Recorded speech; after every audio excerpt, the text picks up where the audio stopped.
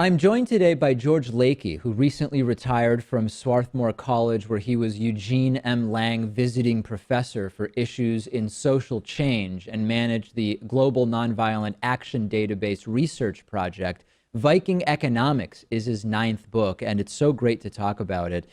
George, let's start sort of generally. When we talk about Viking economics or Nordic economics, Scandinavian economics, talked about it in different terms, hugely stigmatized in the United States by a certain section of the sort of political spectrum.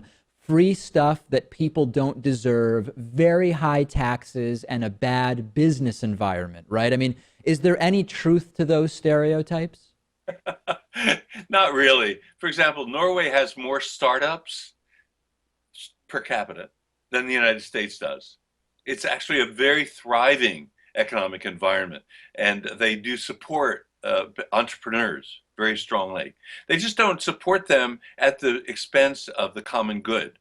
So that the genius of what economists call the Nordic model is that it keeps looking out for the well-being of the whole at the same time as it supports creativity and innovation in the economic realm. There's this idea, we could have a debate over what is the sort of right or fair level of taxation, and that's sort of a more abstract question.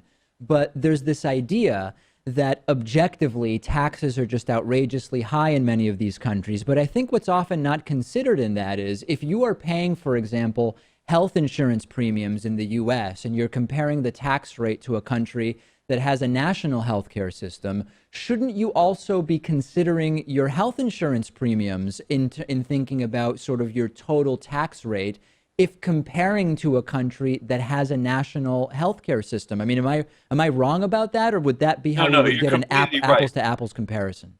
That's right. That's right. You're completely right. In fact, when you ask entrepreneurs who have achieved, some substantial wealth, when you ask them, well, how do you feel about these very high taxes that you pay? They said, yes, but we don't pay for health insurance. We don't need to pay for higher education for our kids. We can send our kids through medical school, law school, whatever, and we're not actually sending them through because they're going through thanks to an economic system that makes those, in a sense, free. Of course, nothing's really free. It's all paid by taxation.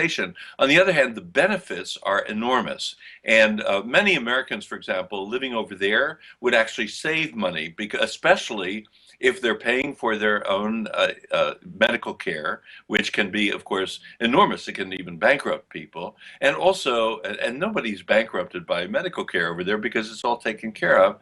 And also matters like higher education, which again can be something a lot of young people are now saddled with enormous debts, but that's unheard of in those countries.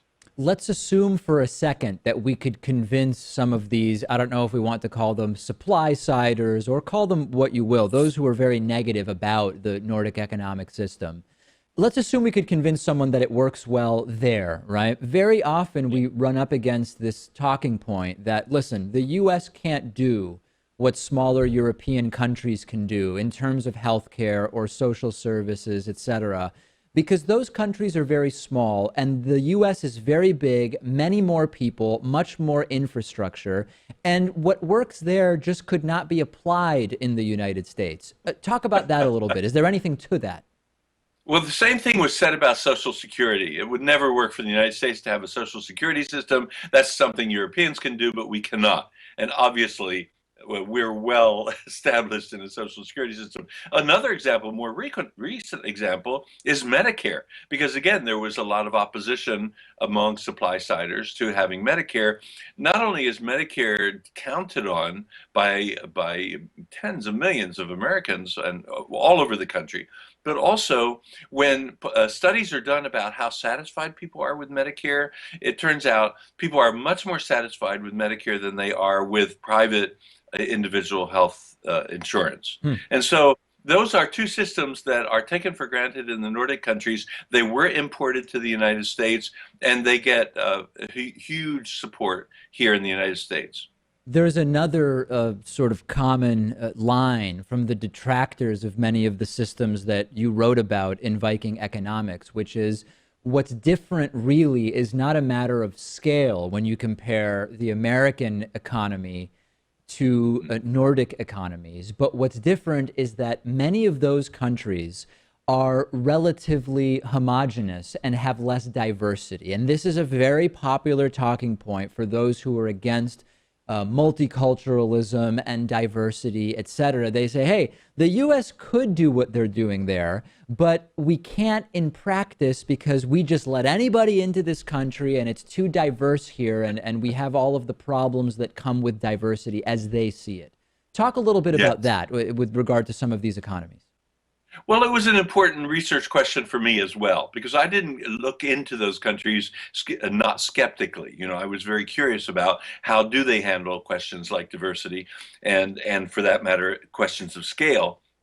And how could that be applied to our country? And on my way into one of the research outfits that gave me generously a tremendous lot of time for interviewing, I saw a photograph on the wall that showed a delegation of Chinese who Hmm. had been sent from Beijing. And I said, oh, why was this Chinese delegation here? And they said, well, these were economists and political scientists and policymakers who were sent from Beijing to explore and learn from the Norwegian system. And I said, how could that possibly be for exactly the reasons you just stated? And they said that they asked that same question of the Chinese. They were very surprised the Chinese were there. Tiny, Norway's only 5 million people. And of course, China is not only huge compared with Norway. China is huge compared with the United States, and China is also highly diverse, much more diverse than the United States is. And so, what the Chinese delegation said is, our government sent us here to learn what we can, because some particular policies and structures are influenced by diversity, are influenced by scale, and others are not. Some things scale up really well, and Social Security would be an example of that. And some things are very, very doable, no matter how much diversity there is. And Hmm. again, Social Security would be an example of that in our own country, because in our own experience, Medicare and Social Security don't aren't affected by by the first language people happen to speak. There are probably many people who are sort of generally familiar in my audience with with Scandinavia and Nordic economic models, but they may sort of see them as an amorphous, non-distinguished group. In your research, and this may be as much of a cultural question as it is economic, what were some of the most interesting distinguishing factors between the countries you studied that might be interesting to some in our audience?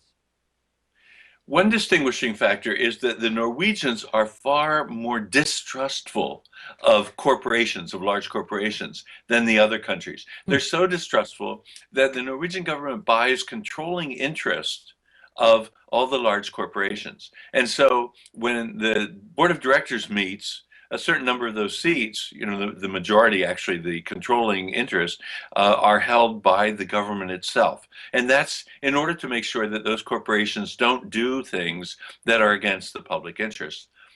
That's a more, I would say the Norwegians are more distrustful of corporate decision making than the other Nordic countries. Hmm. Very, very interesting. Last thing I want to touch on when it comes to looking at issues like, for example, climate change or more what we might consider social issues. Can you talk a little bit about how the economic system of the country sort of influences the views on some of these other issues that certainly are related to economics, but maybe less so in some ways?